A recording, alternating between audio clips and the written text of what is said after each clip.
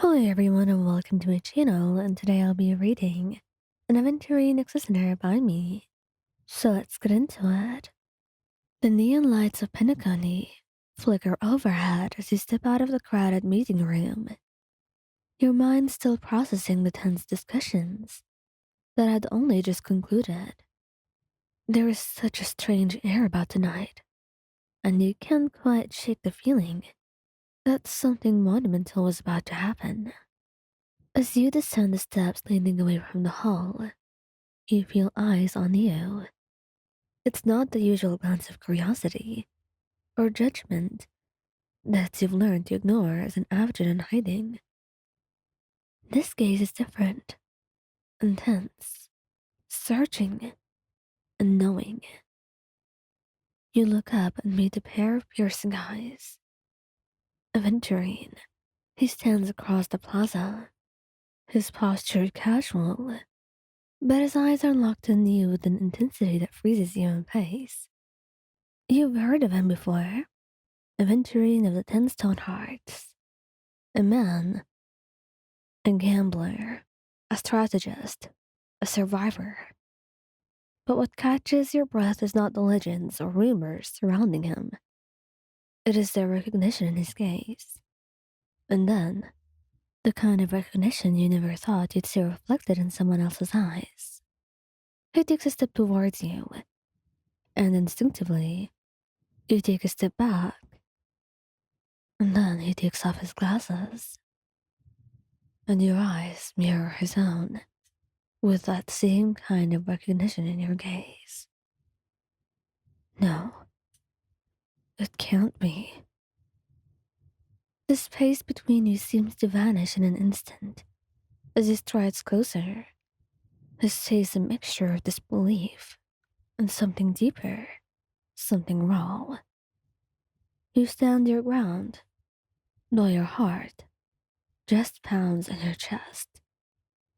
He stops just short of you, his eyes scanning your face, looking into your eyes, those eyes that mark you as an AVGIN. You're AVGIN, like me. I thought I was the last one. Your throat tightens, and you swallow hard, trying to keep your voice steady. So did I. For a long silent moment, neither of you move. The world around you, the bustling streets of Penacony, the constant hum of the city, fades into the background. There is only the two of you, standing on opposite sides of a gulf you hadn't even known existed until this very moment. Aventurine's eyes are wide, disbelieving.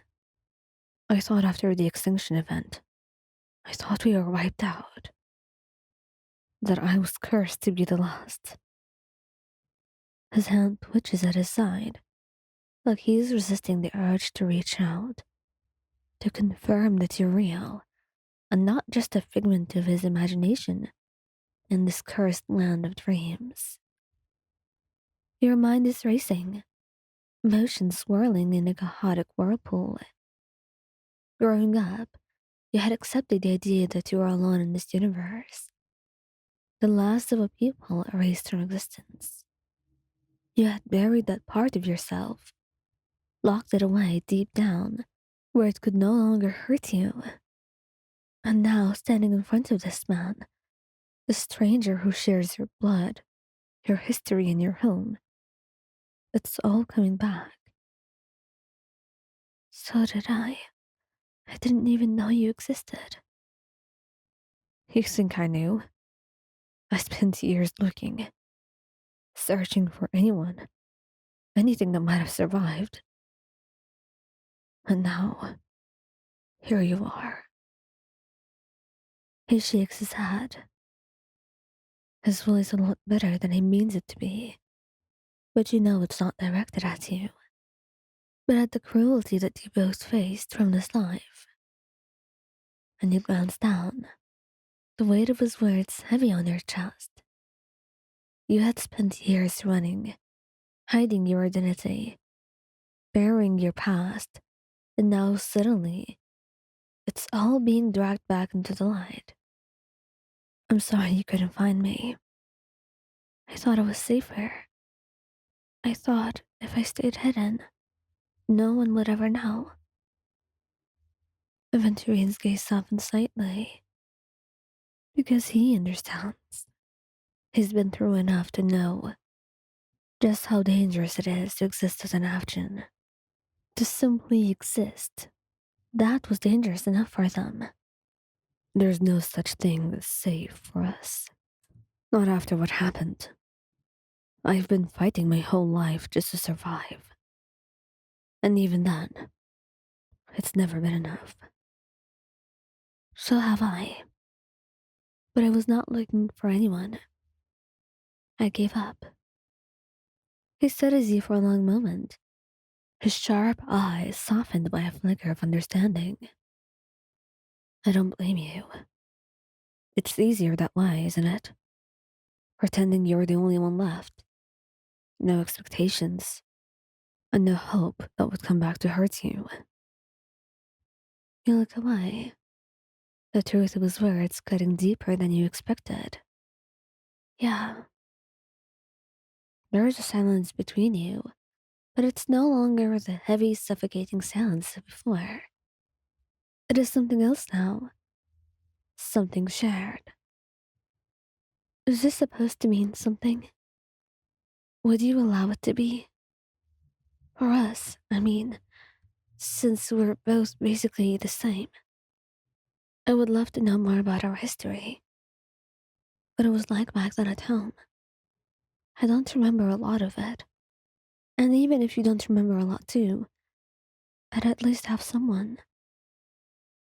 He smiled softly, nodding. I'd like that. A lot. And then he held out his palm to you. His eyes raw was something like grief, and yet there was also something soft in them. There was a happiness that was so tender and so small, but it was finally there. And for the first time in years, his eyes were twinkling. You put your palm to his, and softly, quietly, you recited the words that you've known since childhood. May the Mother Goddess thrice close her eyes for you, keeping your blood eternally pulsing. May your journey forever be peaceful, and your schemes forever concealed. And although he had not cried in years, not after what happened to him, not after all that he's seen, he found himself wiping away tears. The two of you laughing softly, with your hope now rekindled anew. Because there was something else for you in the future, and for once, Aventurine dared to hope.